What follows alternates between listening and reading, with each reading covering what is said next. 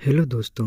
हमने पिछले एपिसोड में देखा था कि अपना मेन कैरेक्टर लिटिल ड्रैगन को बीस्ट फॉरेस्ट में डीमन किंग लोगों के पास छोड़कर आ जाता है और डीमन किंग अपने मेन कैरेक्टर से वादा करते हैं कि हम लिटिल ड्रैगन को उसके ब्लड लाइन एक्टिवेट और उसके एक लिटिल डीमन एम्परर बनने में हेल्प करेंगे। इसके लिए वो हमारे साथ 100 साल तक रहेगा।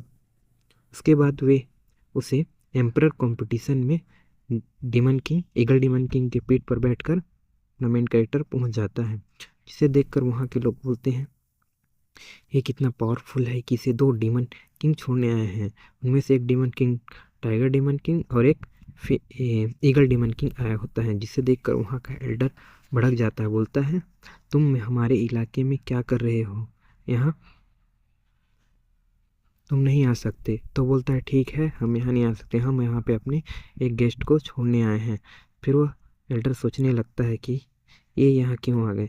फिर वह गुस्से में उन लोगों के लिए जहाँ पे एक सीक्रेट रूम में का दरवाज़ा खोल देता है, तो एम्परर सीक्रेट रूम में वहाँ के सभी डिसाइबल उड़कर जाने लगते हैं और वहाँ पर एक ज़मीन के नीचे से एक सीक्रेट रूम अपीयर होता है, जिससे 2-4 लोग तो वैसे ही गिरकर वहाँ चले जाते हैं। फिर वहाँ का एक एल्डर लगता है एनवॉय, वो बोलता है एल्डर आप ये क्या कर रहे हैं, आप तो इनको बिना नियम बताए वैसे ही भेज दे रहे हैं। तो बोलता है मैं यहाँ का कंपटीशन हूँ, मेरी मर्जी चलेगी, मैं उन्हें नियम बताऊँ चाहे ना। फिर वो बोलता है, फिर वो एल्डर चुप हो जाता है। फिर जिसे देखकर बाकी सब डिसाइबल सोचने लगते हैं एल्डर क्या कर रहे हैं। फिर ईगल किंग बोलता है तुम अपने डिसाइबलों पर क्यों ऐसा गुस्सा कर रहे हो, अगर तुम्हें मुकाबला करना है तो हमारे साथ मुकाबला कर सकते हो। तो एल्डर बोलता है ये तुम्हारा मामला नहीं है, इसे मैं देख रहा हूँ, मैं कंपटीशन कैसे कराऊँ इससे तुम्हें कोई मतलब नहीं। फिर वह बाकी सभी डिसाइबलों को बोलता है तुम्हारे पास सिर्फ 10 मिनट है, अगर 10 मिनट के अंदर तुम इस सीक्रेट रूम में नहीं गए तो तुम नहीं जा सकोगे, तुम्हें कंपटीशन से बाहर निकाल दिया जाएगा। ये सोचकर अपना मेन कैरेक्टर अपने दोस्त लोगों को बोलता है जाओ जाओ तुम सब जल्दी जाओ। फिर वो अपने एक फ्रेंड को बोलता है, दोस्त को, कि जाओ तुम वहाँ चले जाना, पर वहाँ अच्छे से रहना, देखना तुम्हारे दुश्मन भी बहुत है। तो बोलता है चलो चलो कोई बात नहीं, ऐसा कुछ नहीं होगा। बोलता है मैं अपना ध्यान रखूँगा। फिर वहाँ से एक लड़की रहती है उनके साथ ही, वो बोलती है तुम दोनों का प्यार देखकर मेरी आंखें भर आई, लेकिन तुम अगर ऐसे ही बातें करते रहोगे तो तुम कंपटीशन से बाहर हो जाओगे, इसलिए तुम्हें जल्दी जाना चाहिए। बोलता है चलो चलो ठीक है। फिर वह उसका दोस्त मेन कैरेक्टर का नीचे जमीन छलांग लगा देता है। फिर अपना मेन कैरेक्टर सोचते हुए बोलता है फ्यूचर में यह सीक्रेट टीम में जाने के बाद गायब हो गया था, पर वह जब वहाँ से आया तब एक फ्लेम एम्परर बन चुका था, इसीलिए वो बोलता है जाओ, अब पता नहीं अब इससे कब मुलाकात होगी, बहुत लंबे समय बाद।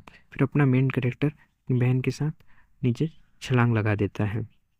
अब छलांग लगाने के बाद अपना मेन कैरेक्टर नीचे एक अजीब सी जगह पर टेलीपोर्ट हो जाता है, जहाँ पर उसे बहुत सारे सफ़ेद पंखों वाले क्रीचर दिखाई देते हैं, जिसे वह सोचकर बोलता है ये किस प्रकार के क्रिएचर हैं और ये यहाँ पर क्या कर रहे हैं। वो सभी क्रिएचर अपने मेन कैरेक्टर को देखकर उसके चारों तरफ आ जाते हैं।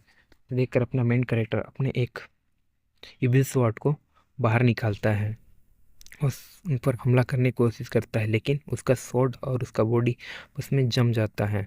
से बोलता है ये क्या हो रहा है, मैं अपने कोई भी टेक्निक का इस्तेमाल क्यों नहीं कर पा रहा हूँ। और सारे क्रीचर अपने मेन कैरेक्टर को घेर लेते हैं। फिर वो अपने ब्लड लाइन का प्रयोग करता है और अपने फिजिकल बॉडी का, जिससे वो क्रीचर उससे दूर हट जाते हैं। फिर बोलता है ये कैसे जगह है जहाँ पर मैं अपनी कोई भी मार्शल आर्ट टेक्निक का इस्तेमाल नहीं कर पा रहा हूँ, पर मैं अपने फिजिकल बॉडी का इस्तेमाल कर पा रहा हूँ। फिर वह ऐसा करते हुए उन सभी को जोरदार झटका देकर उन सबको बाहर निकाल देता है। फिर अपना मेन कैरेक्टर अपने इनर सोल को बाहर निकालता है और अपना उसका इनर सोल अपने वेपन के साथ बाहर आते बोलता है वाह वाह मास्टर क्या बात है, आज अब मुझे याद क्यों किया, आप तो कभी मुझे बुलाते नहीं, आप अकेले में ही फाइट करते हो। फिर वह अपना मेन कैरेक्टर उस सोल स्पिरिट से उसका वेपन ले लेता है और उस वेपन से एक पावरफुल फॉर्मेशन बनाता है और उस फॉर्मेशन से उन सभी सफ़ेद पंखों वाले क्रीचर्स पर हमला कर देता है, जिससे वो क्रीचर वहाँ पर नष्ट हो जाते हैं और उसके एनर्जी उस सोल सी के हथियार पे सब एब्जॉर्ब करने लगता है। फिर वो उसका सोल बोलता है, ये तुम क्या कर रहे हो, तुम कुछ भी खा लेते हो। फिर पर वो एनर्जी जैसे ही उसके शरीर में एंटर करती है उसके सोल सेल पे अपने मेन कैरेक्टर के, तो बोलती वाह ये तो काफ़ी टेस्टी है। फिर उसके मुंह से 2-3 पील बाहर निकलते हैं। फिर अपना मेन कैरेक्टर बोलता है ये क्या है। फिर आसमान से एल्डर की आवाज़ सुनाई देती है कि ये सभी सोल क्रीचर हैं और तुम सीक्रेट रीम के 3 लेयर हैं और तुम अभी फर्स्ट लेयर पे हो। तुम इन क्रीचर को मारने के लिए तुम्हें हराना होगा और हराने के लिए तुम्हें अपने फिजिकल बॉडी का प्रयोग करना होगा, इसीलिए तुम मार्शल आर्ट या कोई भी टेक्निक का इस्तेमाल नहीं कर सकते।